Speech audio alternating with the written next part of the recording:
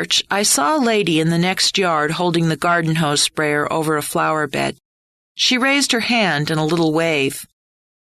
"Hi," I said, cutting across the Detweiller drive to approach her. "Nobody's home there," she said. She leaned a bit closer to me. "The man and his wife were both murdered."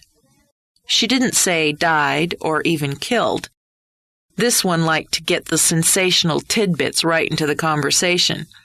I looked closely at her for the first time. She was in her late 50s, with short gray hair, mostly hidden by a wide-brimmed gardening hat of turquoise fabric with pink dots the size of quarters all over it. Her pink garden gloves were nicely color-coordinated, although the green slacks and pullovers she wore clashed badly with the hat. "I was hoping to find Josh at home," I told her. "Maybe he's back in school today." "Oh, I don't think so," she said. "That blonde girl was here earlier. I think her name's Casey. They had that music blasting me practically out of my house all morning. Then about an hour ago they left together." This woman must do a lot of yard work. She really was up on her neighbor's movements. "I heard that Mr. Detweiller was killed right here in the driveway," I said. "You probably heard the shot." "Well, I'm sure I would have, but Wednesday's buzz and my bowling night. We never get home until after 10. That night, whoo-wee, I mean to tell you, that was some commotion. Those cop cars and ambulance and all, they didn't leave till around midnight. Well, it was after 10, I'd say." Pegged to the minute, I'm sure. What about the other neighbors? Were any of them home? "You some kind of investigator?" She narrowed her eyes briefly, scrutinizing me. Just as quickly, she brushed it off. "Well, anyway, I don't know about them others. You know, the people in this neighborhood, they don't look out for each other the way we always used to.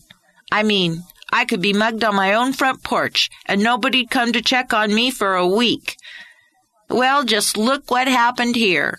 She gestured toward the Detweiller's driveway to prove her point. I nodded, not wanting to slow her down. "You know what it is. Stereo. That's right. You know they have that stereo sound on TV sets now? Yeah, and people play them darn things so loud, why a bomb could go off in their own living room and they'd never hear it." She swung the hose sprayer toward an evergreen on the other side of her own driveway, and I had to trot around to keep facing her. "Nope," she said. "I'm not a bit surprised no one heard that man get killed." We edged our way through the front yard, each shrub getting a minute or two under the shower. "Now me, if I'd have been home, you can bet help would have come that much faster. I'd have heard that shot." She leveled a knowing look at me. I believed her. "Well, I guess I'll try to catch Josh later," I said, somewhere between the lilacs and the roses.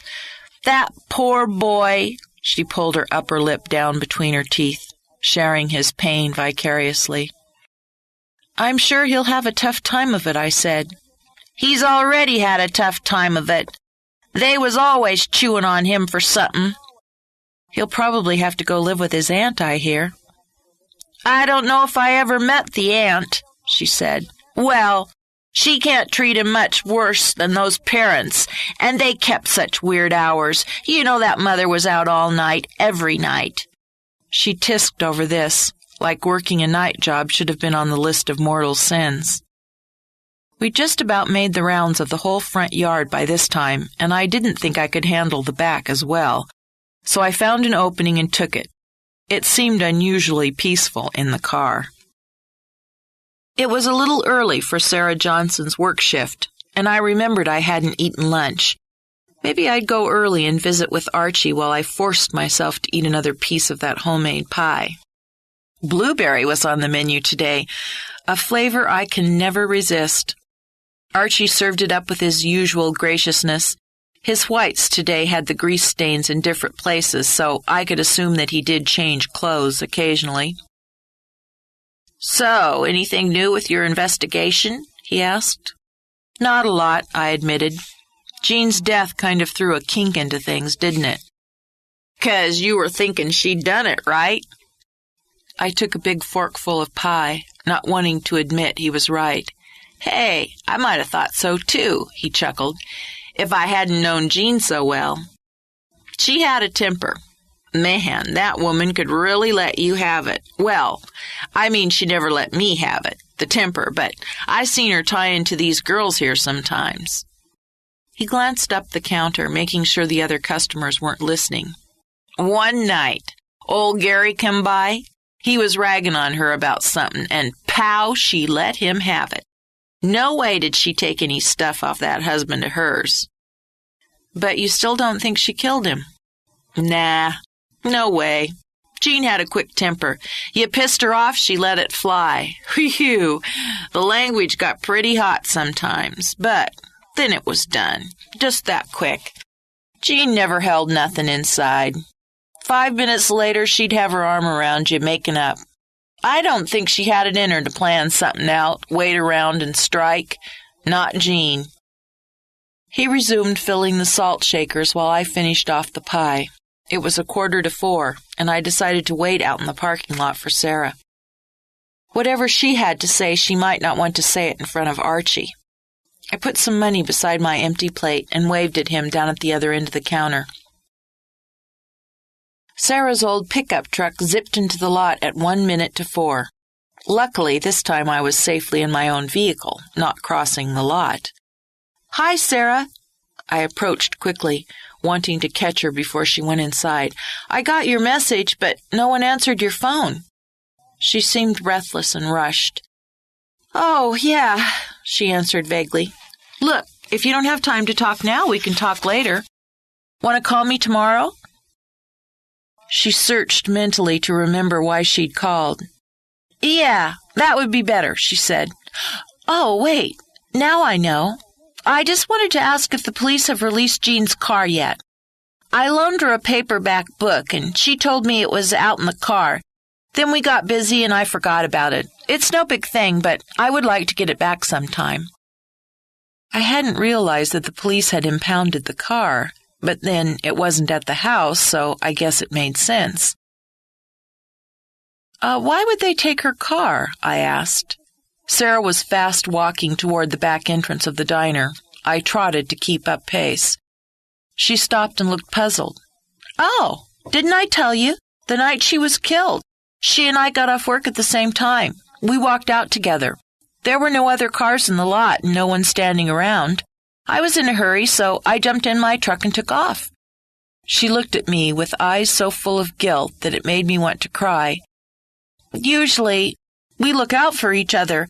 Make sure both our cars start, just being careful, but that night, I left. And there must have been someone waiting for her in the car." A chill ran from the base of my spine to my neck and down both arms. Chapter 19. "Why didn't you tell me Jean was killed in the car?" I wasn't actually yelling, but I could feel my vocal cords stretching to reach their current level. "Now, wait just a minute," Kent Taylor responded. "You're not a police officer, not even a licensed private investigator. You just don't have the right to certain information." "Okay, I know that." Feeling somewhat deflated, I realized I'd better tread lightly. "It's just that you've arrested Stacy for this, and I'm trying to help her." "I know, Charlie, but did it ever occur to you that maybe you can't help her? Maybe she's guilty? You can't fix the world, Charlie, much as you'd like to. I'm being pretty tolerant with you as it is." He was right, of course, but it didn't make me ready to give up. "Can you tell me whether you found any evidence in the car?" "No, I can't," meaning he wouldn't. "Have you found the murder weapon?" He shuffled a little as he admitted they hadn't. "Then you can't definitely prove Stacy did it, can you?" "You're on thin ice here, Charlie. Better just drop it." I was, and I did. Besides, it was getting late, and I'd about had it after the previous sleepless night. I picked up Rusty from the now-deserted office, went home, microwaved a frozen dinner, and watched the news on TV. That was even more depressing than what I was facing in real life. So I popped a videotape of Casablanca into the VCR. 2 hours later, I was weeping, but happy. I went to bed. I awoke the next morning with the oddest feeling that I was forgetting something vitally important. I looked at the calendar, convinced that I'd missed a tax deadline or dentist appointment, but that wasn't it. I poured cereal in a bowl, added milk, and couldn't get the nagging feeling out of my mind. Halfway to the office, I remembered Gary's papers on my desk at home. I couldn't believe I'd let an entire day pass without checking them out. At the very next intersection, I made a left, then another, circling the block. 10 minutes later, I was on the phone telling Sally that I'd be working from home this morning. The wad of papers waited just where I'd left them. In my haste in the Detweiller bedroom the other day, I hadn't taken time to unfold or straighten them all.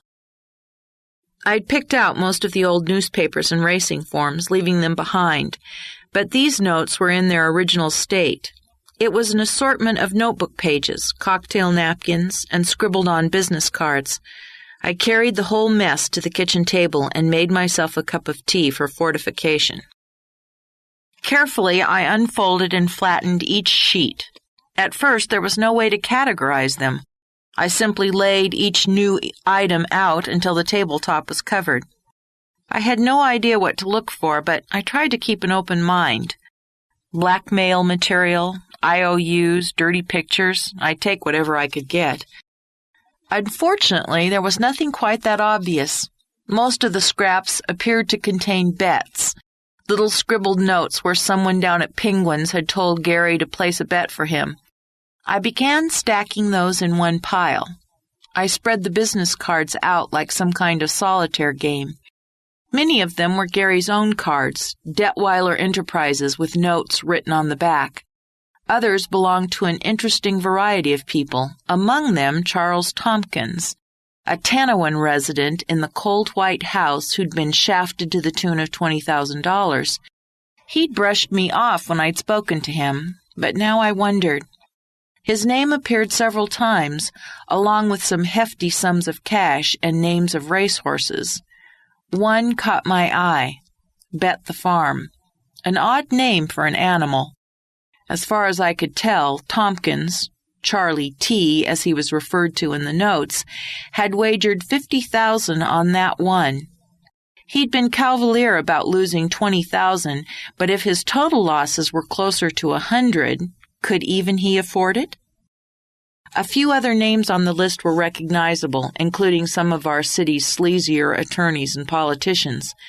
I got the little spiral notebook from my purse and wrote down a list of names, addresses, and phone numbers. I had no idea what I'd do with them, but it was handier having them listed in one place than on 50 little bits of paper. Having done that, I debated what to do next. I chewed my pencil. Although it's hard on the teeth and not particularly good for the pencil either. The big dilemma I was having with all this was in finding Jean's connection to it.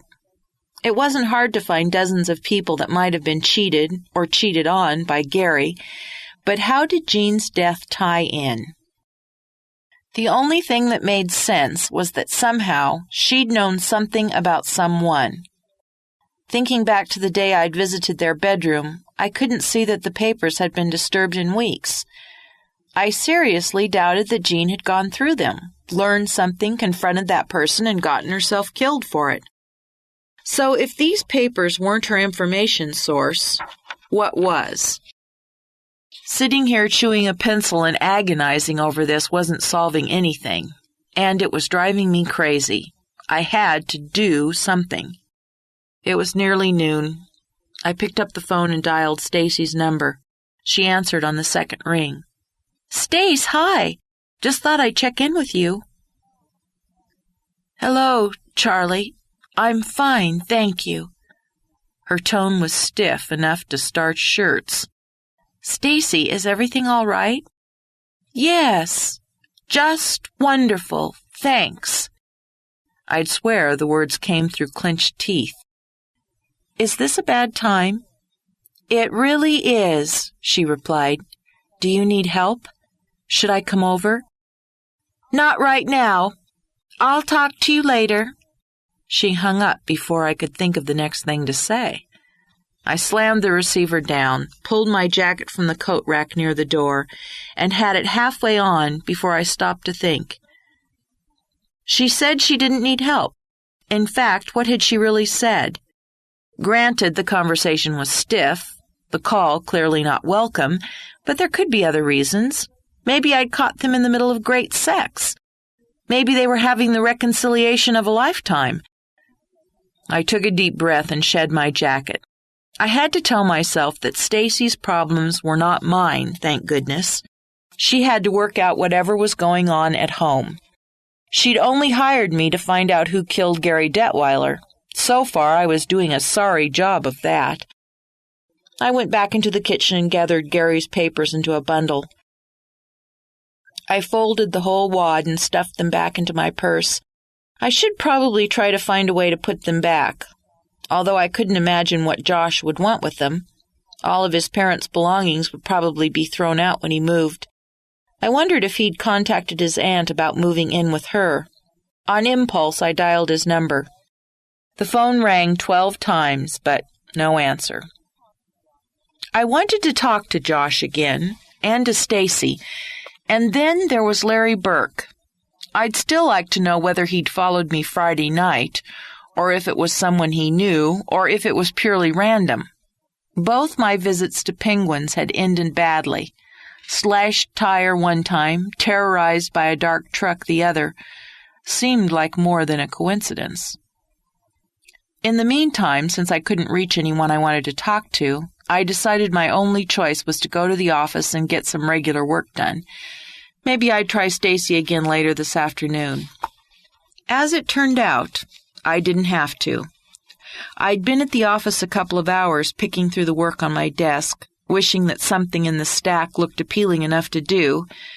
Sally had left at 1, and I found myself wanting the phone to ring, just so I wouldn't have to answer letters, or worse yet, get back to my tax returns. I wandered the halls like a lost waif, making cups of tea, scrounging through the kitchen drawers for snacks, but only coming up with 2 vanilla sandwich cookies loosely wrapped in torn cellophane. They were disgusting to look at, and after I finished the second one, I decided they really didn't have that much flavor.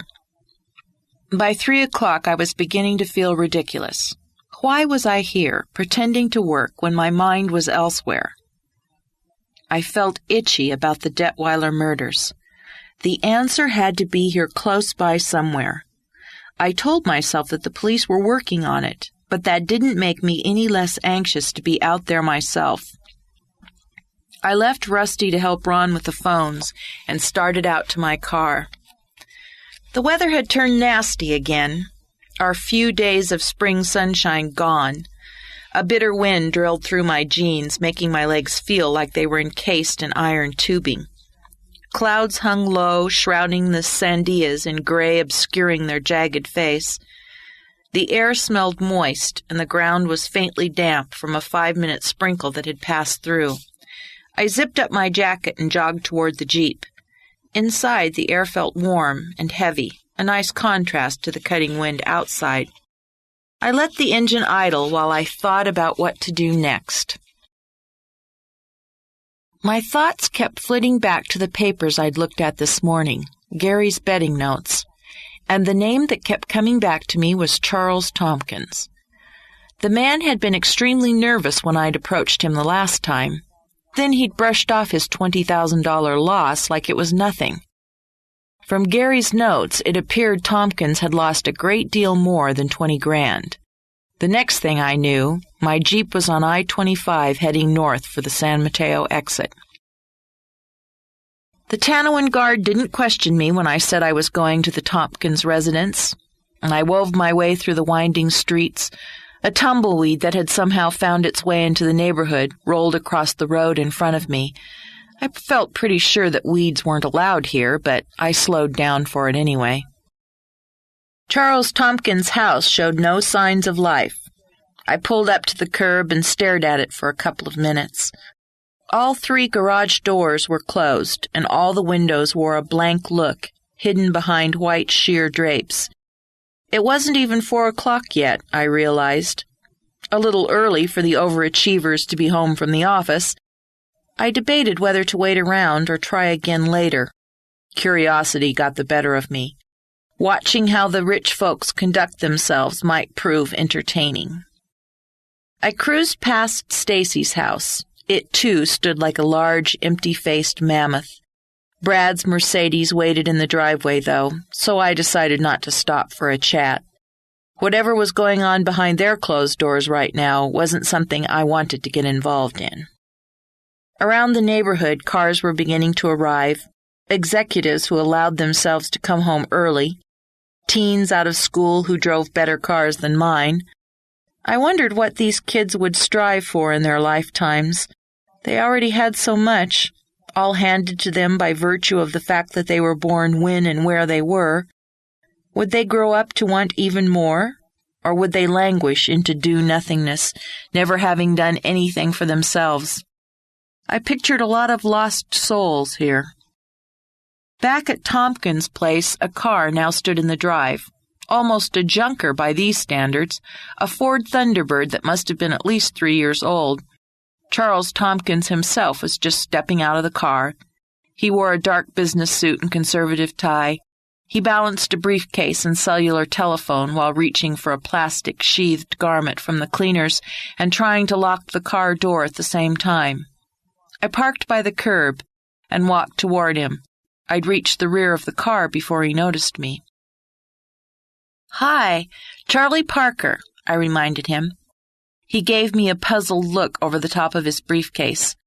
"I'm investigating the Gary Detweiler case?" "Oh, yes."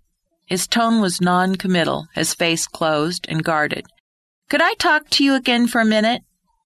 I could tell he didn't want to talk, and he especially didn't want to invite me inside. But the wind was ferocious now, even stronger here near the foothills than it had been in the valley. His cleaning bag was whipping around like an unruly pet trying to get away. He hesitated a minute, then ungraciously invited me in. It was almost comical to watch him juggle his many burdens while trying to open the front door and disarm the alarm system. He positioned his body between me and the keypad so I couldn't see what code numbers he punched in. Having a lot of possession certainly breeds paranoia. "Excuse me a minute," he said. He disappeared into a room off the den, leaving me standing in the white entry hall. The white and chrome living room waited, silent and unoccupied. Undisturbed vacuum cleaner tracks made neat white paths in a perfectly symmetrical pattern.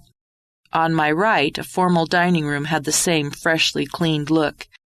The almost invisible table had chrome legs and a heavy glass top. In the exact center stood a glossy black bowl filled with spiky black twigs. Some decorator had probably charged him a fortune for that thing. Beyond the table, an all-glass hutch held a set of shiny black dishes. They stood out like large bullseyes in contrast to the white walls, white carpet, and non-color of the rest of the house. I wondered what it would feel like to pull out a slingshot and ping them from their colorless perch. "Now, what can I do for you?" Tompkins' voice startled me, caught in the act of mentally vandalizing his dining room. He had loosened the knot in his tie and unbuttoned the top button of his gray-striped white shirt. He had dumped all the excess baggage he'd carried in with him. His fingers combed through his mass of curly blonde hair, trying to restore order to the mess the wind had made. "I just wondered whether there was anything more to your association with Gary Detweiler that you might not have mentioned to me the other day?" Something flickered in his eyes, something so fleeting that it was gone in a fraction of a second. A tiny pucker showed in his upper lip, but that, too, disappeared instantly.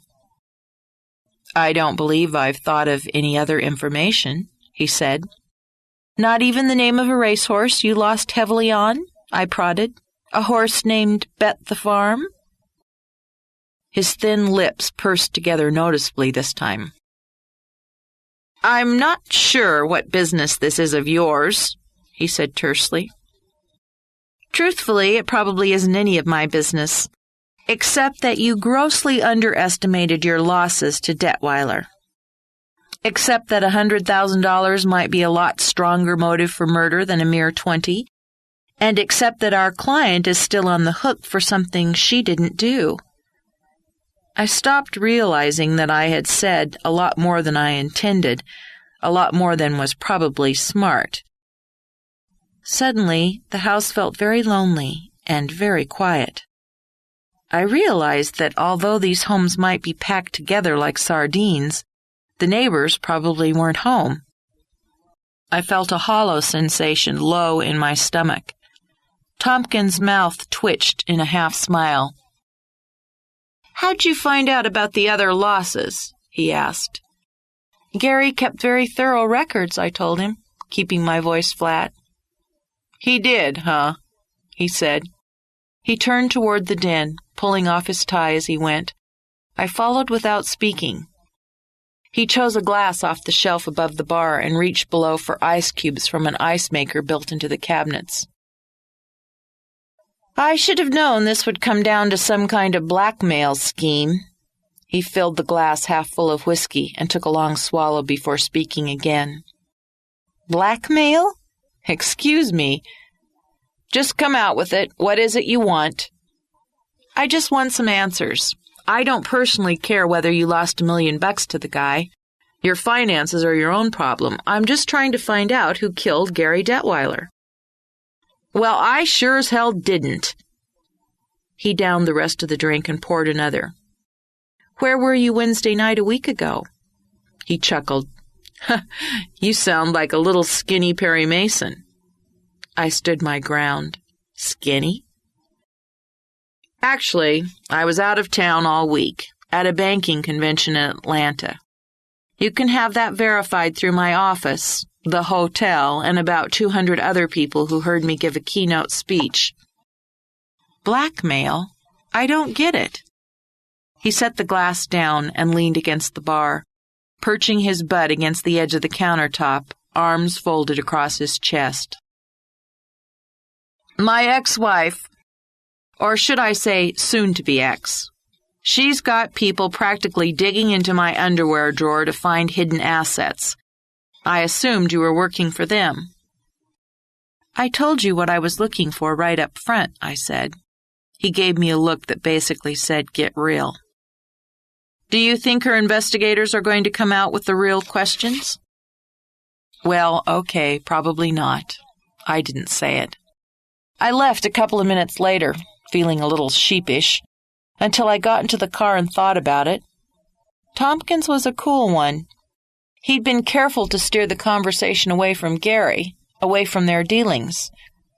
I didn't care what he said, though. $100,000 loss doesn't come easy to anyone, and $100,000 is plenty of reason for murder. Chapter 20. I cruised past Stacy's house once more on my way out of the neighborhood. Brad's car was still in the driveway, so I didn't stop. 3 blocks away, I spotted a pizza place on the corner. I realized I was famished. It was still early enough that I found a parking place right by the door, almost ordained, it seemed. They sold pizza by the slice. I ordered one with mushrooms and black olives and a Greek salad. I found a table in a deserted corner and waited there, crunching on the salad. Out of curiosity, I pulled the sheaf of papers from my purse again. I hadn't organized them, and it took me a few minutes to locate Charles Tompkins' name among the scraps of scrawlings. I heard my name being called, so I got up to collect my pizza slice. Back at the table, one of the racing forms almost jumped out at me. Why hadn't I noticed this before? Tompkins hadn't lost money on Bet the Farm. The horse had won. I remembered Tompkins' comment about hidden assets. The horse had won, and maybe Gary hadn't paid off. Gary had written dates beside some of his handwritten entries, including Tompkins' big wager on Bet the Farm. I pulled out my checkbook calendar to verify the date. He'd placed the bet 2 days before Stacy had hired me to locate her missing watch. Could it be pure coincidence, or did Gary have an urgent reason to get out of town, like maybe 100,000 reasons that someone might be angry with him? Tompkins wouldn't have pulled the trigger. How stupid could I be? The way he'd done it was perfect. Out of town at a week-long convention, hundreds of witnesses as to his whereabouts, a hired assassin to get rid of Detweiller. The sheet of paper suddenly felt hot in my hand. I laid it down, staring at Gary's long slanted writing as I finished my pizza. I remembered Ron's caution to me about withholding evidence.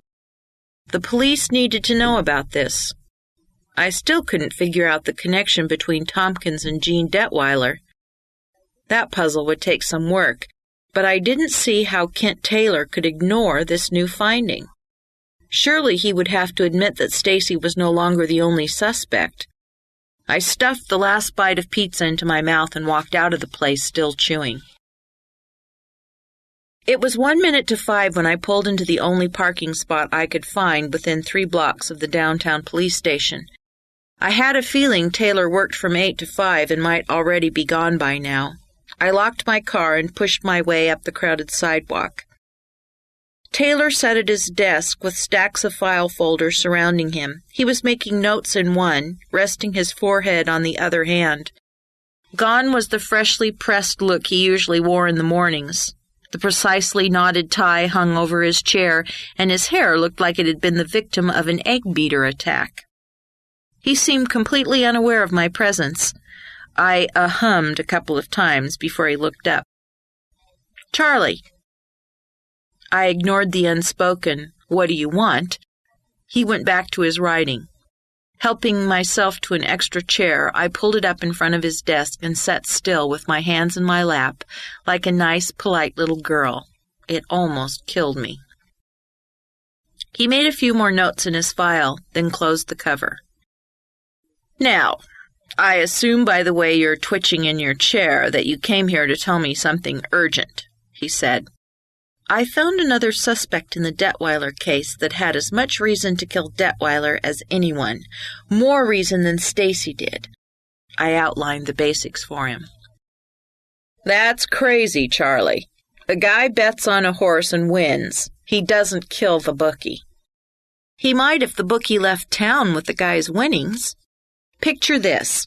Tompkins places a large bet on Friday, gets the word Saturday that he's won. He's ready to collect, but Gary's gone. Out of town, can't be located. Tompkins spends the next 3 days getting madder and madder until finally he's ready to kill Gary. He's also had time to think about it and decides he shouldn't do it himself, so he hires help.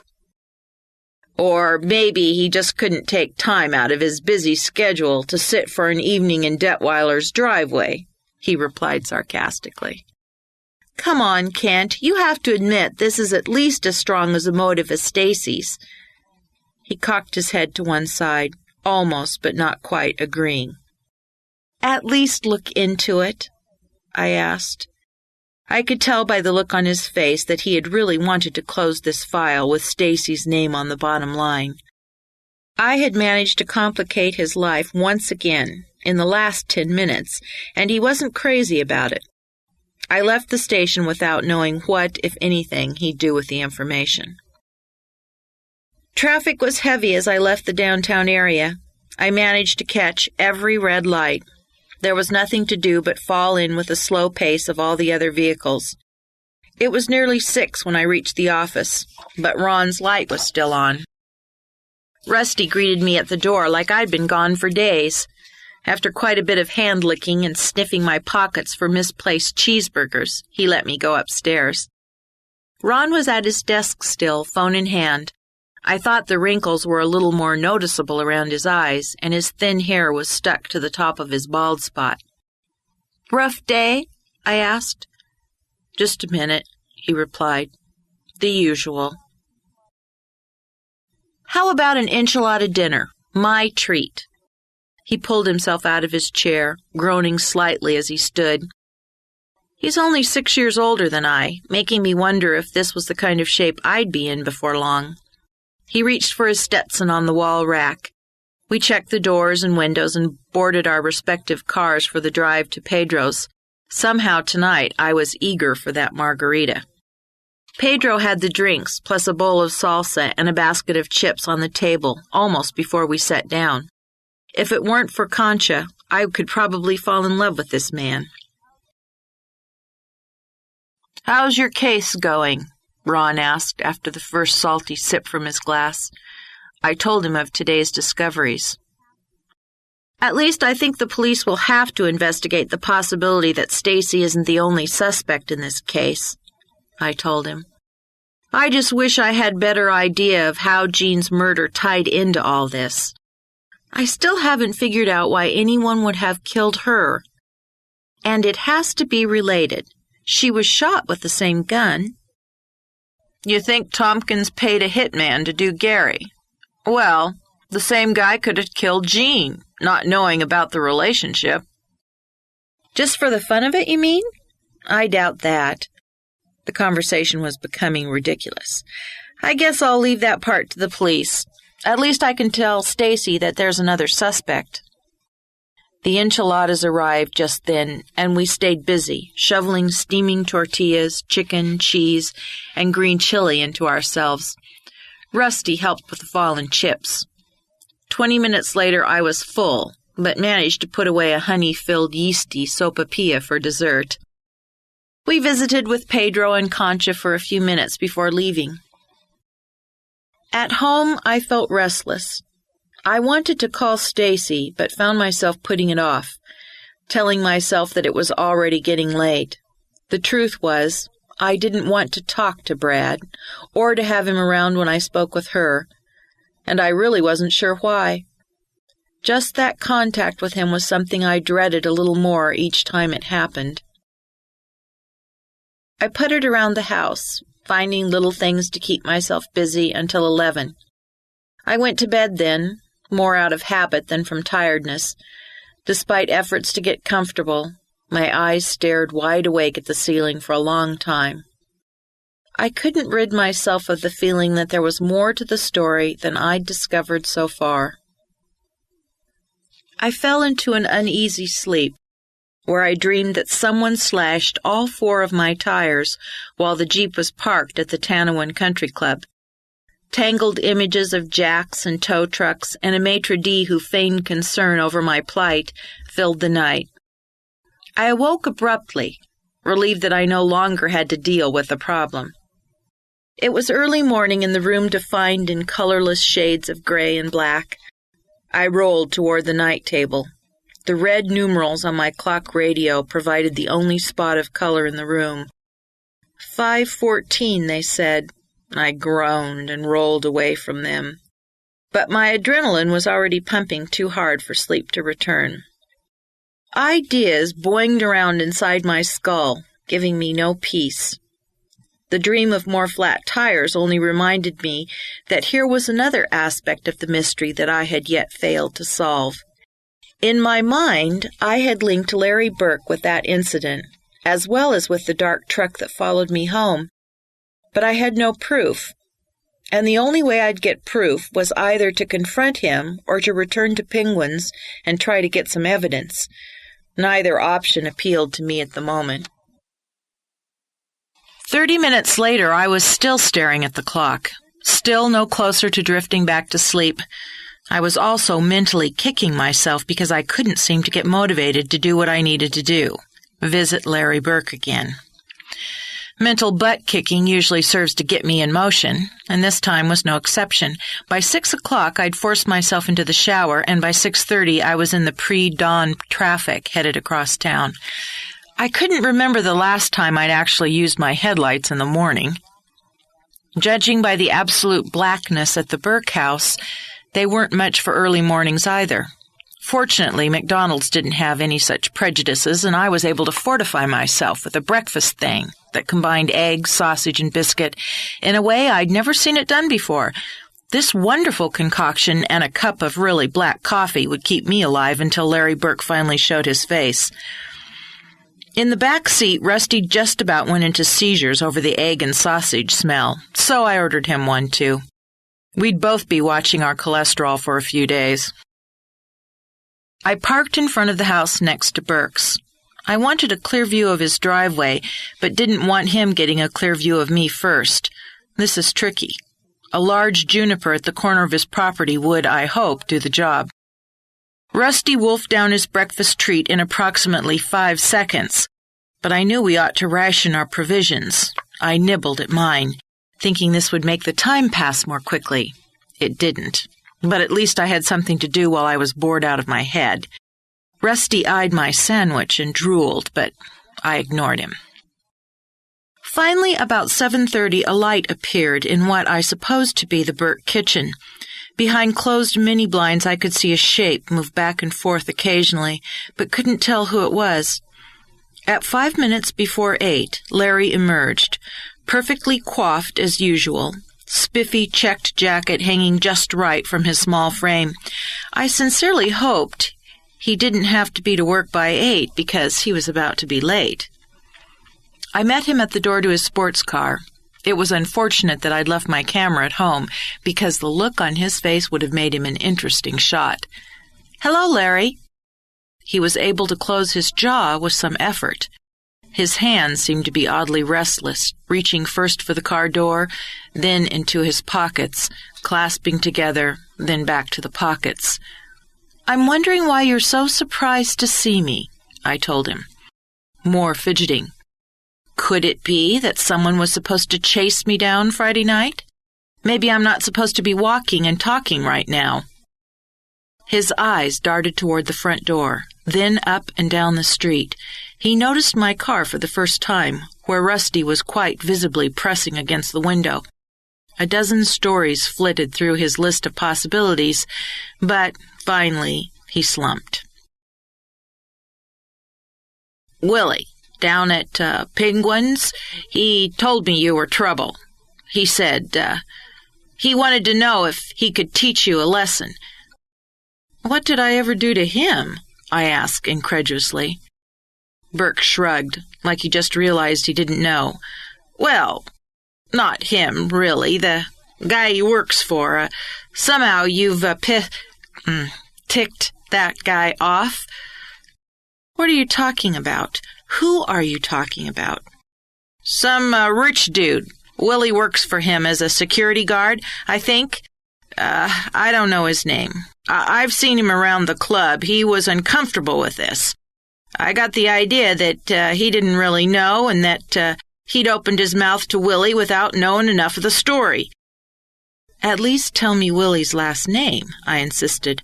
I don't know." He stared at his toes while mumbling the words. "You don't know Willie? You don't know who he works for? Yet you gave him permission to chase me down, to scare the hell out of me?"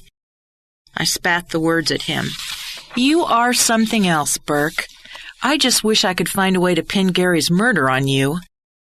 I spun and stalked toward my car, leaving him standing in the driveway. Sitting in my car, I gripped the wheel with both hands. My heart was thumping audibly, and my face felt curiously flushed. I breathed deeply while I watched Burke start his own car, race the engine, and zip out the driveway. I seldom lose my temper. When I do, I hate the physical effects. I reached for my styrofoam cup of coffee. The lid was still tightly in place, and the coffee was reasonably warm. The long drag I took soothed my insides. What next? I was only a couple of blocks from the Detweiller house. Maybe I could catch Josh before he left for school, assuming he was still going to school these days. Chapter 21. The sun had finally cleared Sandia Crest, throwing long shadows across the yards. Josh's house faced west, its front yard completely in shadow this early. His primer gray car was alone in the driveway. I pulled in behind it. The place was quiet. No rock music blasted forth, no sign of activity. I opened the rickety screen and knocked on the door. No response. Once again, a bit firmer. This time Josh answered. He wore only a pair of boxer shorts, dark blue and green tartan plaid. His dark hair was sleep mussed, and his angular face showed a dark shadow at the jaw. His smooth, well-muscled body had a disquieting effect on me. "Sorry, I thought you'd be leaving for school about now," I said. He said something, but since he was rubbing both hands over his sleepy face at the same time, the words only mumbled out.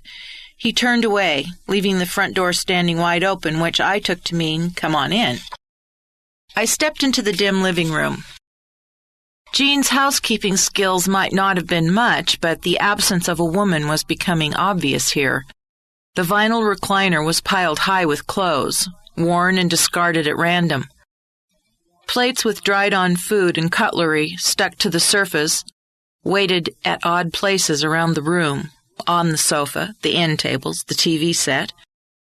A heap of school books sat on top of one end of the sofa, with a pillow and 2 coats thrown on top of it. Obviously, the books had not been used in days. Josh emerged from his room, zipping on a pair of jeans. He hadn't got around to finding a shirt yet. He combed his hair by running all 10 fingers through it, front to back, in one swipe. "Can I get you some breakfast?" I asked. Sure, if there's anything in the house." He glanced around like a bowl of cereal might show up just about anywhere. I shed my jacket and purse behind the recliner and gathered up the crusty remains of previous meals on my way to the kitchen. Obviously, Josh had not spent lots of time in here. The kitchen was far neater than the living room. The plate I'd used on my last visit here was still in the sink, soaking with the same water I'd run there. The trash can overflowed with sacks and wrappers from fast food places. "You got any cereal, milk, stuff like that?" I called toward the other room. He appeared in the doorway, shrugging. "Well, let's look." The date on the milk carton had expired 2 days ago, but it smelled passable. I found a box of Fruit Loops and a clean bowl. Clearing a spot at the kitchen table, I set the cereal down for him. He grinned as I poured the milk for him. "So, what's going on?" I asked. "Not much," he mumbled with red and yellow loops poking between his lips. "You talked to your aunt?" He nodded. Despite my attempt to sit with him and carry on conversation, I couldn't look at the dirty dishes while doing nothing. He didn't strike me as the type who would be touchy about someone else stepping in and cleaning up. I set the stopper, squirted dish soap into the sink, and started the hot water spraying over the dishes. Josh crunched down the cereal quickly and refilled the bowl. "So, are you going to be moving in with her?" I asked as I poked around under the sink, looking for trash bags. "She wants me to come Saturday." His eyes narrowed belligerently. "I ain't going, man." "What did you find out about school?" "She's checking on that. Says she thinks I can probably stay at Highland." I dumped the contents of the trash can into a plastic bag and tied the top in a knot. "Have you been attending?" "Some." At the risk of sounding like a social worker, Josh, you can't afford to let your work fall behind. You've always been a good student, haven't you? "I guess." He shrugged again and turned back to his cereal. I cruised through the house, finding several more dishes and a few glasses tucked away in odd spots. I returned them to the kitchen, adding them to the sudsy water in the sink. The dish sponge had dried to a disc about the thickness of cardboard, but it sprang to life again when it hit the hot water. I began the routine of washing, rinsing, and stacking. Josh tipped his bowl up to his mouth and drank the milk from it. He started to leave the kitchen, but remembered to pick up the dishes he'd just used and slip them into the sink for me. "Look," he said, "you don't have to do that. I was going to clean up today." "It's okay. It'll go faster if I pitch in." He gave me one of those lopsided Elvis grins. "Why don't you take the trash out, then maybe get another bag and gather up all those old newspapers and stuff in the other room?" I suggested after he stood uncertainly in the doorway for several minutes. He grinned again and went willingly to the tasks. He might look grown up, but there was still a kid inside. I finished the dishes, wiped the counter and table, and tidied up the rest of the kitchen. When I went into the living room, Josh was stuffing newspapers and junk mail, one piece at a time, into a trash bag. "Make sure you check the mail before you toss it," I reminded. "There might be bills and important things in there." He looked up at me, like he'd never considered the possibility. I circled the room, gathering cast-off clothing in my arms. "Do you have a washer and dryer?" I asked. "I think Mom went to the laundromat," he said, as if he weren't quite certain. "Okay, where's the clothes basket?" At his blank look, I told him I'd find it myself. No sign of a basket in the bathroom, but while in there I couldn't resist wiping off the sink and straightening the shampoo bottles in the tub. I wasn't going to scrub the toilets for this kid, but I do have this tidy streak that can't abide clutter. I put away the toothpaste tube and his toothbrush, almost without thinking. I located the laundry basket on the floor of Jean's closet. 2 bras and panties lay in the bottom of it. I took them out, thinking to spare Josh the vivid memories. I carried the empty basket back to the living room and dumped the heap of dirties into it. The place was beginning to look almost habitable. "You'll have quite a job here moving all this stuff," I commented. "Does your aunt have room for all of it?" "I don't know," he said shortly.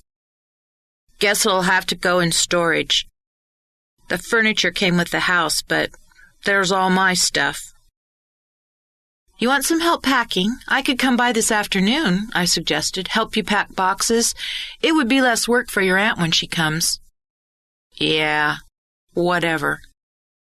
He probably had not considered the work involved in moving. He was still acting like the move wouldn't happen. I glanced at my watch. It was almost 9. "Look, Josh, I really think you ought to be in school. Here, take this laundry basket with you. You can stop at the laundromat after school and do these." He didn't look thrilled, but he didn't argue. We walked out together. He with his arms loaded with books, me carrying the laundry. I set the basket on the front passenger seat of his car so he couldn't ignore it. Rusty had sacked out on the back seat of the Jeep, and he barely raised his head to acknowledge that I'd returned. I backed out of the driveway so Josh could leave, but I hung back slightly to make sure he did. As I drove across town toward the office, I thought back to Larry Burke's odd admission this morning. Why would Willie, his friend from Penguins, want to frighten me off this case? I felt certain that Willie had also been responsible for my slashed tire the first time I'd been there. But why? Larry had mentioned that Willie worked for a man Larry had seen a few times around the club. Did he mean the Tanawin Country Club? I thought of Charles Tompkins. He was the only Tanawin person I could think of who'd been deeply involved with Detweiller, other than Stacy. I spent the rest of the day at the office, tending to small undone tasks, mostly brooding over the deadlock I felt about the case. Ron was out for the day, leaving me no one to bounce ideas off. For some reason, I felt a certain sense of dread, like something was about to happen, but I couldn't figure out what. At 5 o'clock, I dialed Josh Detweiler's number. He answered on the second ring. "Hey, Josh, it's Charlie. You ready for some help with the packing?" "Sure." I ignored the sullen tone. Who could blame him? His whole life was changing rapidly. "I'll bring dinner," I offered. "McDonald's or Burger King?" He wanted a Whopper with cheese, leave off the salad, as he called all the trimmings, large fries, large Dr. Pepper. I felt like an employee by the time I finished taking his order. It was getting dark when I arrived at Josh's. I had taken Rusty home and fed him, figuring it might be late by the time I got back home. I left lights on for myself. I stopped for the burgers and pulled into Josh's driveway soon after. We put first things first, heading for the kitchen table to eat.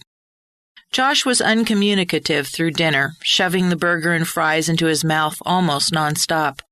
I couldn't think of a lot to say either. He finished his dinner first and went into his room. I threw away the wrappers from the food, then went out to the Jeep to get the packing boxes I'd rounded up earlier. Josh's room looked like what I imagined every teenager's room must look like. Clothing was strewn in nearly every surface, clean or dirty, I couldn't tell. The basket of laundry from this morning was in the living room, presumably clean, although everything had been mashed down into permanent wrinkles. I assumed the articles I saw there were dirty. I just couldn't figure out how a person could manage so much in one short day. The walls had been painted black. The landlord would love this. And the windows were covered in heavy blackout shades. A blue neon fixture twisted into words of some unknown language cast extremely dim light in one corner. Another red neon, this time, gave the rest of the room a purple cast and made our faces look sickly. Black sheets on the bed were twisted into knotted heaps. This is probably an admission of age, but I have to confess that I don't remember being this messy myself. Given my present penchant for obsessive neatness, I'm sure my room never looked this way. "Is there another light in here?" I asked, flipping the wall switch futilely. "Nah, I took the bulbs out of that one," he said, lifting his chin upward to indicate the empty ceiling fixture. "Couldn't stand my mom blasting me with bright light every time she walked in the room." "Can you see well enough to work in here?" Even as I said it, I heard echoes of my own mother's voice reminding me to turn on more light. "Never mind. I'll start packing things in the other bedroom if you want to work on this." He half-heartedly dropped a wadded-up T-shirt into one of the packing boxes. I walked into Gary and Jean's former bedroom, unsure where to start. It felt like a severe invasion of privacy to paw through their belongings, especially since I'd already done it once when searching for Gary's papers. I ended up leaving the dresser's drawers intact, thinking the aunt could decide what to do with their clothing. I cleared the surfaces of the furniture, packing clock, radio, books, and small personal items. Everything barely filled one box. I stripped and folded the bedding, placing it in a neat stack at the foot of the bed. I'd been at this for probably an hour and decided I should check on Josh's progress. Noise from the living room sent me in that direction, only to find Josh on the couch with the TV on and an open beer in hand. "Finished already?" I really tried not to sound sarcastic. He ignored me until I hummed. "I said I ain't going," he reminded me. "Would you rather I work on the kitchen or your room?" I asked. His eyes went back to the television, and he took a long pull of the beer. The thought went through my mind that this probably wasn't his first of the evening. The personality change from the good-natured young man I'd poured cereal for this morning was just too marked. The kitchen cupboards were a simple matter. The Detweillers hadn't owned much. If they once had fancy china and wedding silver, it wasn't here now. A four-place set of cheap stoneware, and a few assorted cups and bowls, many which looked like former housing for whipped cream and butter, were the main vessels. I set each item in a box, placing newspaper between, but leaving the boxes open so Josh or his aunt could find whatever they needed. I opened the refrigerator and quickly made up my mind that some things are beyond my charitable kindness. The aunt could handle this. My watch said it was not quite 9. I'd made some progress and wasn't too tired yet, so I glanced back at Josh's room. Maybe he'd quit because the job was too daunting. He was still in front of the television, with some shoot-'em-up movie blasting forth, the F word in generous use. Not network programming, I gathered. Josh had wandered into the kitchen for more beer at least twice while I worked in there, so I figured it was useless getting him into action now. Without asking, I stepped into his room once more. Maybe if I picked up the first 2 or 3 layers and made the bed, it wouldn't look so frightening. He could then finish it tomorrow. Josh had thrown 6 articles of clothing into one of the packing boxes before he gave up. I glanced at them. They lay in inert little heaps, indistinguishable lumps. Gingerly, I reached in and pulled one of them out. This was no way to pack clothes. I folded the T-shirt neatly, then the next and the next. We'd get a lot more into a box if they were flat. Making my way around the room, I soon had all the loose clothing in 2 boxes. The top of what I presumed to be a desk was littered with junk. Pencils, loose change, a lighter, and wads of papers covered the surface.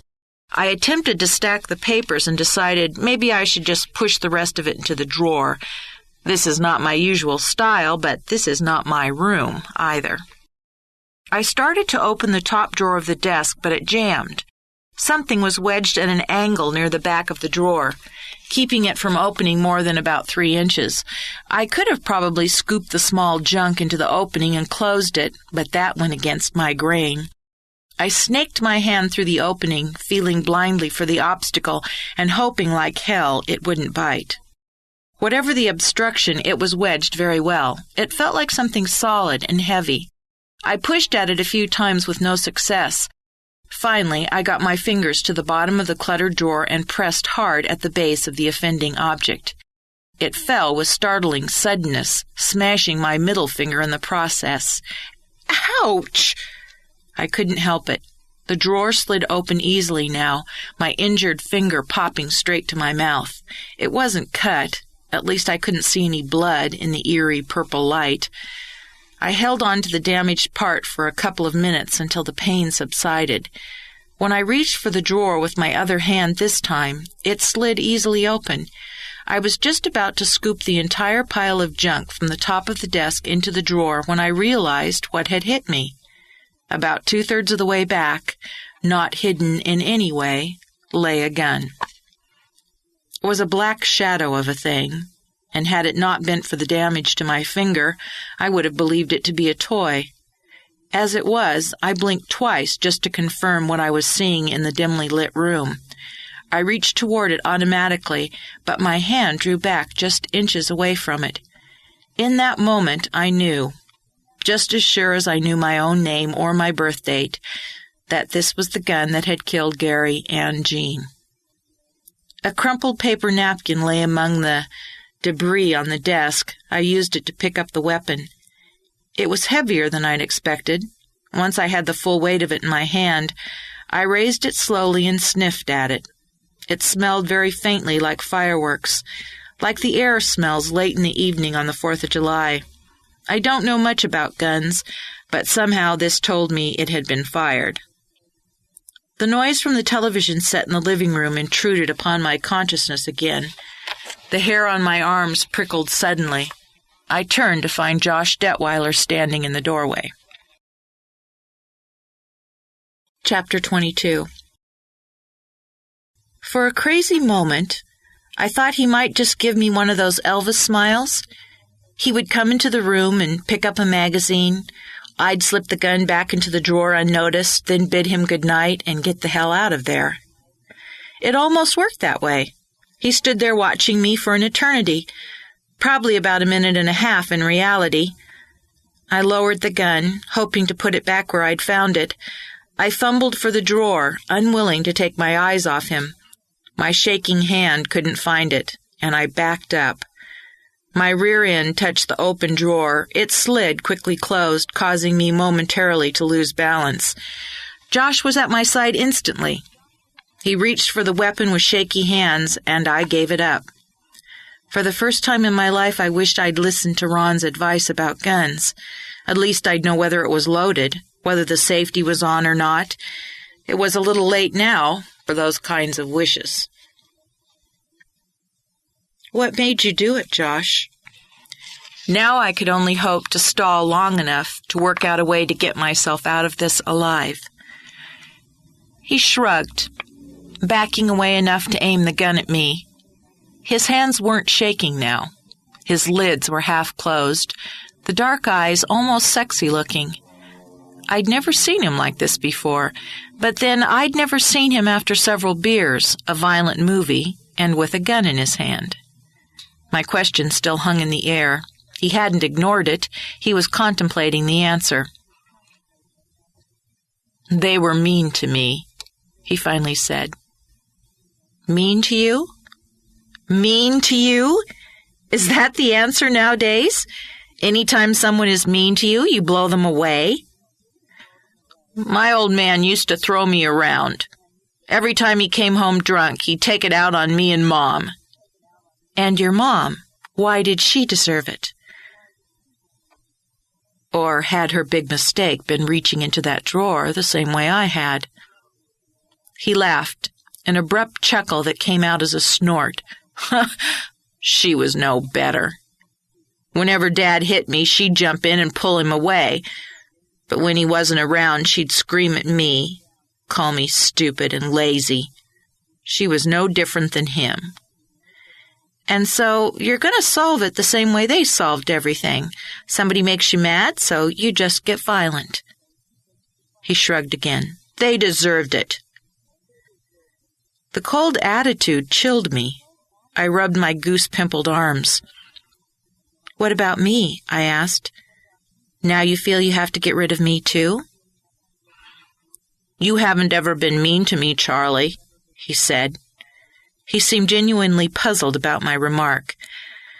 What about the police, Josh? Sooner or later they'll figure this out. I was careful not to say I'd tell them. I'll get a good lawyer, he said. So, that's what it boiled down to. A good lawyer could find some kind of defense for Josh. It made me furious, but I had no doubt of its feasibility. Good lawyers get guilty people off the hook all the time. Right and wrong have ceased to matter. It only matters how good your lawyer is. Josh, think about this.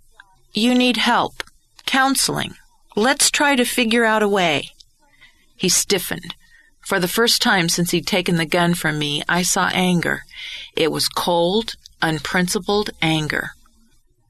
I need to think about this, he growled. Not with you. Just me by myself. He jammed the gun into the waistband of his jeans and, almost in the same move, grabbed a length of nylon climbing rope from the dresser near the door. Sit down, he ordered. With his left hand, he yanked the chair away from the desk, flinging a bath towel off of it.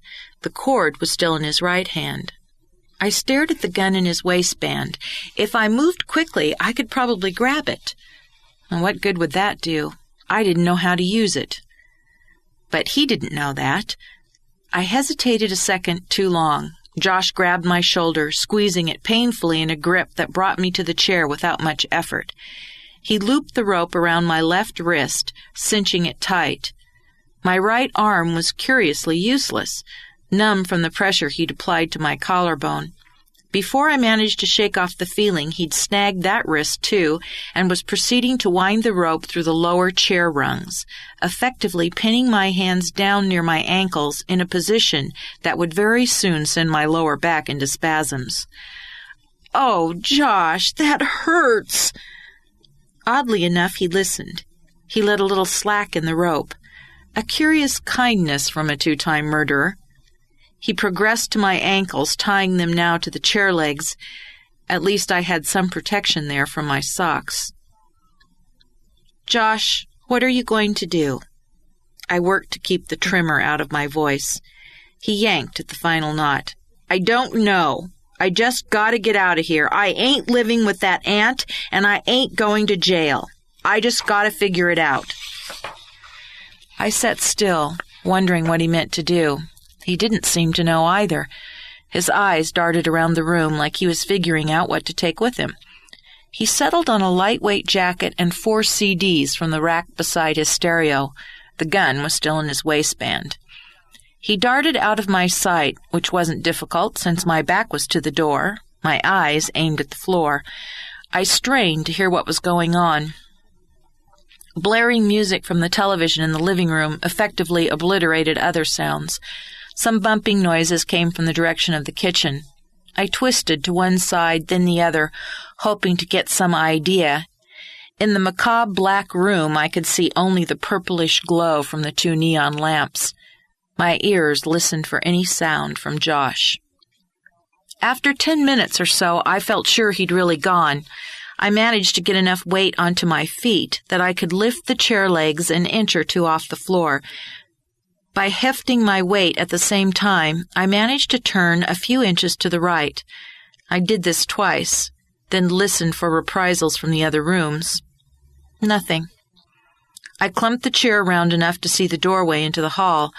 I was breathing hard from the effort, and my lower back was killing me. I saw no sign of Josh. Flickering light from the TV set gave the hall a strobe effect. Between that and the neons, I was beginning to feel nauseated. Sitting bent over at the waist wasn't helping either. I scanned the little bit I could see and found no evidence of Josh.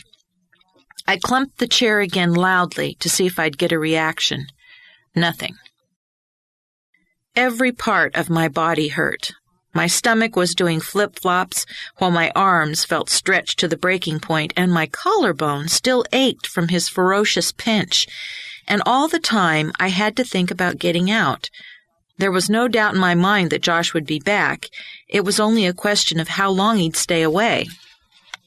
I tried to think where I'd seen the telephone. There was one on the kitchen wall near the door to the hall. If I cranked my neck far enough back, I could even see it. In my present position, it was a good 2 feet above my head, and with my arms strapped down to the chair rungs, there was no way I'd ever be able to dial it. Think, Charlie.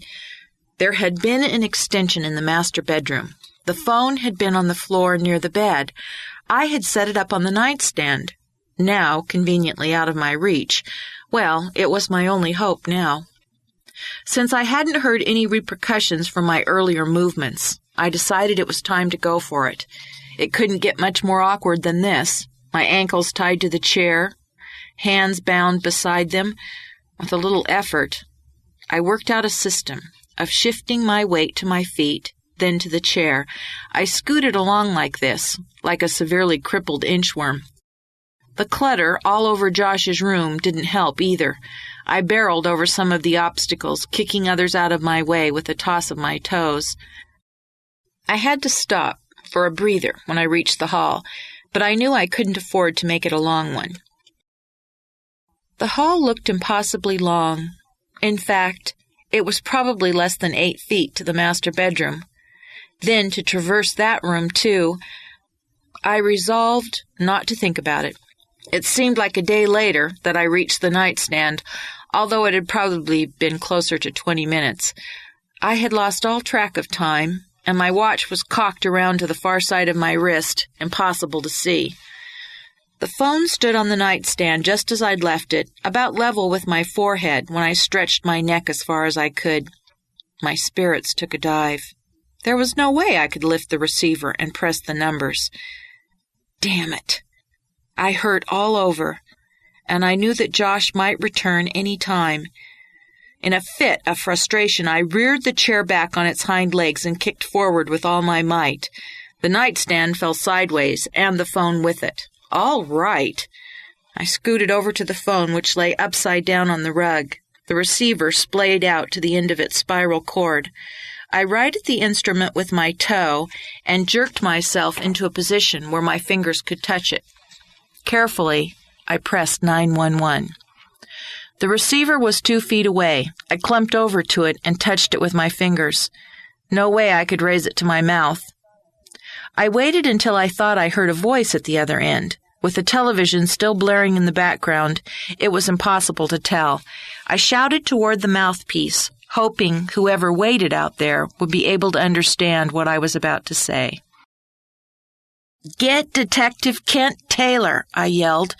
"Tell him Josh Detweiller is the killer. He's out driving around." I gave a description of the car, berating myself that I'd not troubled to memorize the license number. "Then send someone here to untie me," I shouted. I gave the address and hoped they got it all. I heard a voice at the other end but couldn't make out the words. My voice was hoarse, and I wanted to cry from the pain and frustration. And then I heard the distinct sound of the front door closing. Chapter 23. "What are you doing?" Josh shouted, taking in the broken nightstand and the phone sprawled across the carpet. He rushed toward me. I expected to be shot or slammed with the butt of the gun at any second. At that moment, I felt curiously detached, as if I were watching the scene being played out in a movie. Somewhere inside, I knew I should be afraid, but I'd put the emotion on hold. Instead, I noticed details. No sign of the gun on Josh. What had he done with it? Had he ditched it somewhere in an effort to hide his crimes, or was it simply tucked in the back of his jeans? "Josh, this position is killing me," I wailed. "I need someone to untie me." A sob escaped. A fine bit of acting, I thought. Seeing me get emotional confused him. "I didn't mean to hurt you, Charlie," he said almost kindly. I wondered if the booze was wearing off, or if he was having second thoughts about getting me involved. "Could you just untie my hands? I can't stay bent over like this." He bent to work on the cords around my left hand. I could see that the gun wasn't in his waistband. His not having a weapon strengthened my odds quite a bit. "I'm gonna have to retie you, Charlie," he explained matter-of-factly, "but I'll let you sit up straight." How kind. The second my hand was free, I knew I had to make my move. I raked my nails across his face, then tipped the chair back and nailed him in the gut with my feet. It wasn't a strong hit, but it took him by surprise, knocking him against the corner of the bed. He went over backward, landing hard on his neck, his legs in the air. I didn't waste any time. I fumbled with my left hand to untie the cords around my right. Josh had the wind knocked out of him, but I knew he wasn't down for long. I felt like a pretzel twist trying to reach across my body to work on the ropes, while keeping my head raised to watch for Josh's next move. He groaned, rolling to his side, his legs falling heavily to the floor. I scrambled to get the rope loose. I had a feeling he wouldn't get up in a good mood. My right hand and foot came free. As I directed both hands toward freeing the left foot, I saw movement. Josh stood in front of me. Without thinking, I jabbed with my right foot, catching him in the groin. "Sorry, Josh. All's fair when defending your life." He fell to the floor again, doubled in agony. I turned my attention again to my left leg and had it free in a few seconds. I scrambled to Josh's side, dragging the rope with me. "Sorry about this," I said. I wrapped the rope around his ankles, then pulled the end of it between his legs and bound his wrists. My knots were clumsy. I'd never passed the Girl Scout test now, but I hoped the rope would hold him a while in his already weakened condition. Pounding sounds from the front door brought me back to the bigger picture. "Police! Open up!" they shouted. "Come in!" I screamed. The scene became a blur after that. Uniformed officers filled the house. Someone, thankfully, turned off the blaring television set. One man, the one who seemed in charge, congratulated me on subduing the suspect. I can't remember whether I acknowledged him or not. I was sitting on the bed, examining my blistered wrists, when Kent Taylor walked in. "We found the gun," he told me. "It was in his car." "Was it the murder weapon?" "We'll confirm that with ballistics tests, of course," he said, "but it is a 9mm. He admitted to me that he did them both, I told Taylor. Of course, what he'll say in court's another thing. He also told me he'll get a good lawyer. Kent shook his head in disgust. "Yeah, don't they all?" He glanced around the room, taking in the cardboard boxes and folded bedding. "What was going on here?" he asked. "The welfare people were making Josh move in with his aunt. I came over here to help him pack. He kept telling me he wasn't going. Now, I guess he isn't." "You want someone to take a look over those wrists?" he asked. "One of the men could drive you to the emergency room." "Nah, that's okay. I'll doctor them myself when I get home." Suddenly, the idea of bundling up in my own quilt, in my own bed, was enormously appealing. "I'll need a statement from you," Taylor said. At my expression, he added, "It can wait until tomorrow." I shuffled through the house, making sure I hadn't left anything behind. I retrieved my purse from the kitchen and my jacket from the tatty recliner near the front door. At home, I took a shower and put on my thick terry robe. I microwaved a cup of milk, added chocolate powder, carried it to the living room. I smeared antibiotic cream on my rope-burned wrists and wrapped them with a protective layer of gauze. I looked like an attempted suicide survivor. It wasn't until I took the first sip of my hot chocolate that I realized I was a survivor. I could have very easily been Josh's next victim. My hands began to shake, and I had to set the cup down. It was after 1 o'clock, but I knew I wouldn't sleep tonight. At 6 o'clock, Rusty woke me by licking my fingers. In my exhaustion, I'd fallen asleep on the couch, still bundled in my robe. My joints and muscles complained as I attempted to straighten them. I shuffled across the floor like a 90-year-old and let Rusty out the kitchen door. I took 2 ibuprofen and crawled into my own bed, wearing only my wrist bandages. The phone rang at 8, startling me out of the best sleep I'd had. "Charlie, it's Stacy." Her voice was breathy, excited. "Carla just called me. Is it true that you found the real killer?" I mumbled that it was true, and suggested she meet me at the office in an hour. I closed my eyes, determined to get just 10 more minutes. When the phone rang again, 45 minutes had passed. Kent Taylor wanted to know what time I'd come down to give my statement. My heart jumped when I realized that I needed to be at the office in 15 minutes. I told Kent I'd come down right after that. I pulled on clean jeans and a short-sleeved cotton sweater and brushed my hair. The wrist bandages really stood out, so I swapped the sweater for one with long sleeves. Stacy was waiting when I arrived at the office at 5 after 9. Her skin glowed again. Her eyes sparkled. "Have the police made it official yet?" I asked. "Detective Taylor confirmed Carla's call right after I talked to you," she said. "Yes, it's official. Of course, now Brad's talking about filing suit for false arrest, but I'm just glad to have it over." Of course. The good lawyer. I filled her in briefly on last night's culmination of the search. I also informed her that I'd be sending her a final bill for services. She didn't seem to mind. "So, what now?" I asked. She shuffled a little, knowing I was referring to her marital problems and the deep soul-searching she'd done recently. Finally, she said, "I don't know, Charlie. Brad's been very supportive these last few days. Maybe it will all work out anyway." Yeah, maybe. How many years had she been telling herself that? I kept my mouth shut. She was a big girl. She'd decide for herself how much longer she could take his abuse. She left a few minutes later. Kent Taylor was fairly accommodating, as police testimony goes. I gave my statement, most of which he'd already put together. "There's only one other thing I still haven't entirely resolved," I told him. "Who slashed my tire outside Penguin's bar, and who followed me home last Friday night?